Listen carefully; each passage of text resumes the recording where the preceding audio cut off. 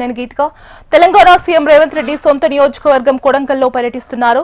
అక్షయ Patri kitchen foundation ను పరిశీలించారు. మధ్యాహ్నం భోజన భవన నిర్మాణానికి భూమి పూజ కార్యక్రమంతో పాటు వివిధ అభివృద్ధి కార్యక్రమాల్లో పాల్గొన్నారు. ఇప్పుడు ఆ లైవ్ చూద్దాం. రోజులను గుర్తు చేసుకొని వాటన్నిటిని పరిష్కరించడానికి నాతో పాటు ఉమ్మడి మహబూబ్ నగర్ ఇన్ఛార్జ్ మంత్రివర్యులు దామోదర్ రాజ నరసింహ గారిని, మన ప్రాంతం వాడు ఎన్నో సంవత్సరాలు ఎమ్మెల్యే కావాలని 3 దశాబ్దాలు ప్రజా జీవితంలో పదవి వచ్చినా రాకపోయినా ప్రజలకు అందుబాటులో ఉండి ఈనాడు మొదటిసారి శాసనసభ్యుడై రాష్ట్ర మంత్రిగా కొడంగల్ నియోజకవర్గానికి విచ్చేసిన వాకిటి శ్రీహరి గారు, అదేవిధంగా మిత్రులు మన పక్క నుండే శాసనసభ పరిగికి ప్రాతినిధ్యం వహిస్తున్న మిత్రులు రామ్మోహన్ రెడ్డి గారు, తాండూరు శాసనసభ్యులు మనోహర్ రెడ్డి గారు, అదేవిధంగా హరే రామ హరే కృష్ణ సంస్థకు సంబంధించిన అక్షయ పాత్ర ఈనాటి మధ్యాహ్న భోజన పథక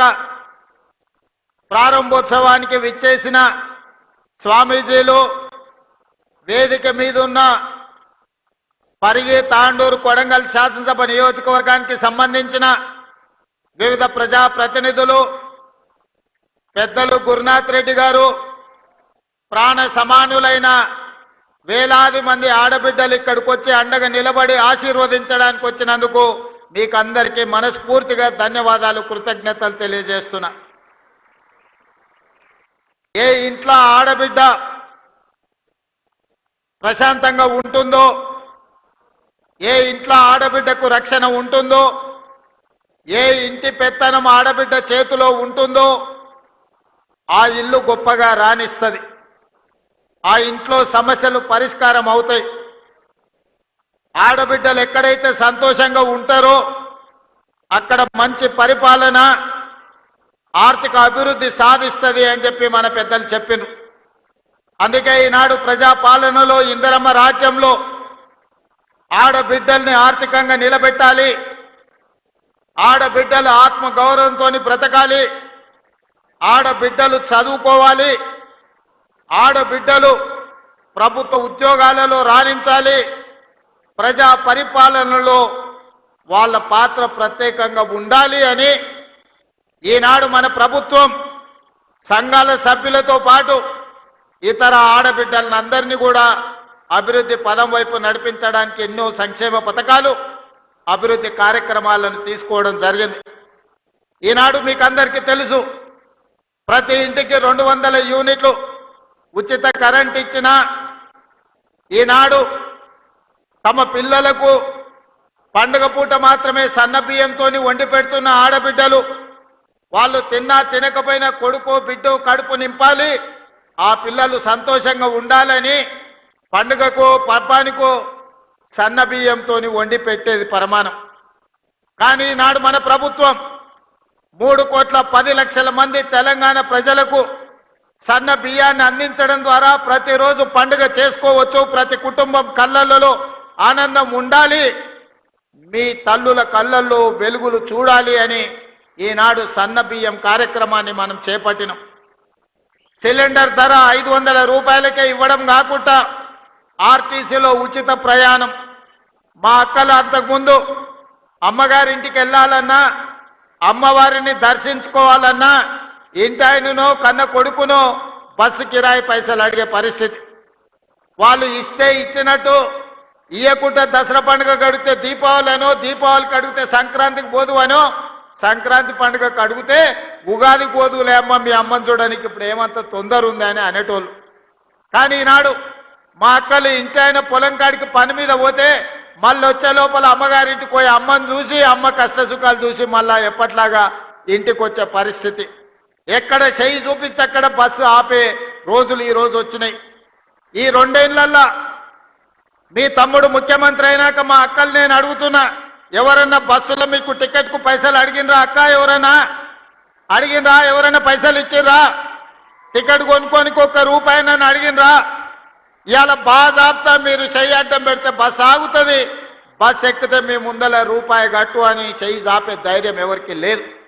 ఇవాళ బస్సులలో ఉచిత ప్రయాణమే కాదు, మా సంఘాల సభ్యులకు వ్యాపారాన్ని అందించాలి, ఆర్థికంగా నిలబెట్టాలని ఈనాడు 1000 ఆర్టీసీ బస్సులు మా సంఘాలకు యజమానులు చేసినాం. ఇప్పుడే మా మద్దూరు సంఘానికి ఆర్టీసీ బస్సు కొనిచ్చి ప్రారంభోత్సవం చేసి మద్దూరు మండల ఆడబిడ్డల్ని బస్సులకు యజమానులను చేసినాం. ఉచితంగా బస్సులో ప్రయాణం కాదు, ఆ ఆర్టీసీకి బస్సులోనే కొని కిరాయికి పెట్టి ఆదాయాన్ని సంపాదించే పరిస్థితి ఈ రోజు మా ఆడబిడ్డలు చేరుకున్నారు.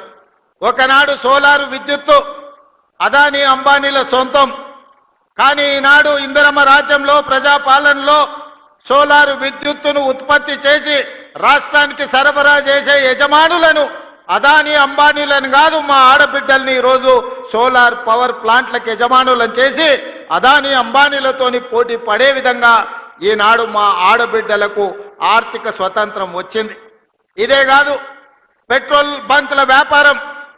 మొన్న నేను అడిగిన నారాయణపేట పెట్రోల్ బంక్ మనం ఆడబిడ్డలకు ఇచ్చినాం.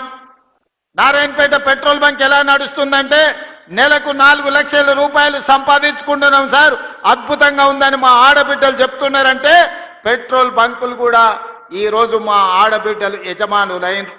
ఇదే కాదు, హైటెక్ సిటీ ప్రాంతంలో మైక్రోసాఫ్ట్, ఇన్ఫోసిస్ ఐటీ కంపెనీలు, ఫార్మా కంపెనీలు, ప్రపంచాన్ని శాసించే ఐటీ కంపెనీలు అక్కడ ఉన్నాయి.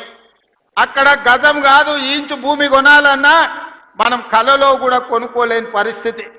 మరి అలాంటి హైటెక్ సిటీ శిల్పారామం పక్కన 3.5 ఎకరాలు 150 షాపులు మా ఆడబిడ్డలు సంఘాల సభ్యులు తయారు చేసిన వస్తువులను ఉత్పత్తి చేసి ప్రపంచ మార్కెట్లో అమ్మడానికి హైటెక్ సిటీ పక్కన 3.5 ఎకరాలు 100 కోట్ల రూపాయల భూమి ఈ రోజు మా మహిళా సంఘాలకిచ్చి రాష్ట్రం నలుమూలల ఆడబిడ్డలు తయారు చేసే వస్తువులను ఈరోజు అంతర్జాతీయ మార్కెట్లో అమ్మడానికి అక్కడ అవకాశం కల్పించినాం. ప్రపంచ దేశాల నుంచి అక్కడికి వచ్చి పర్యాటకులు కొనుగోలు చేస్తున్నారు.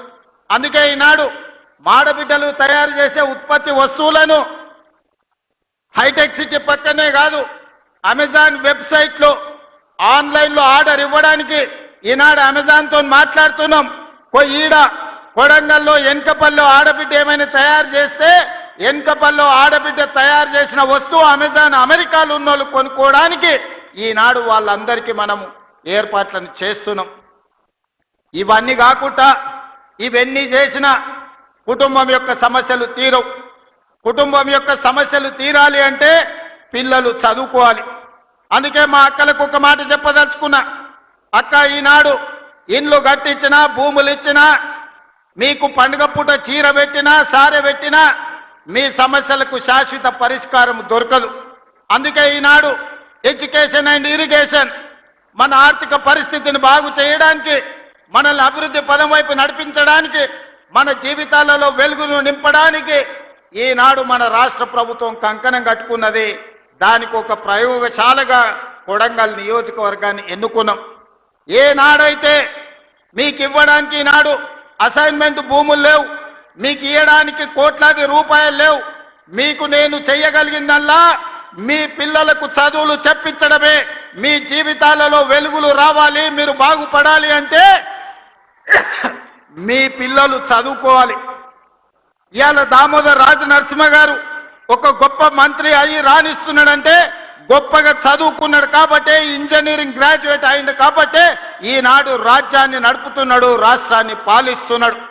ఇవాళ చదువుకున్న వాళ్ళు ఈ వేదిక మీద ఉన్న కలెక్టర్లు కావచ్చు, ఐఏఎస్లు కావచ్చు, ఐపీఎస్లు కావచ్చు, పేద రైతుల కుటుంబాలను, దళితులను, గిరిజనులో పుట్టిన వాళ్ళు బాగా చదువుకున్నారు కాబట్టే ఇవాళ వాళ్ళు ఈ వేదిక మీద గొప్ప వాళ్ళై కూర్చున్నారు.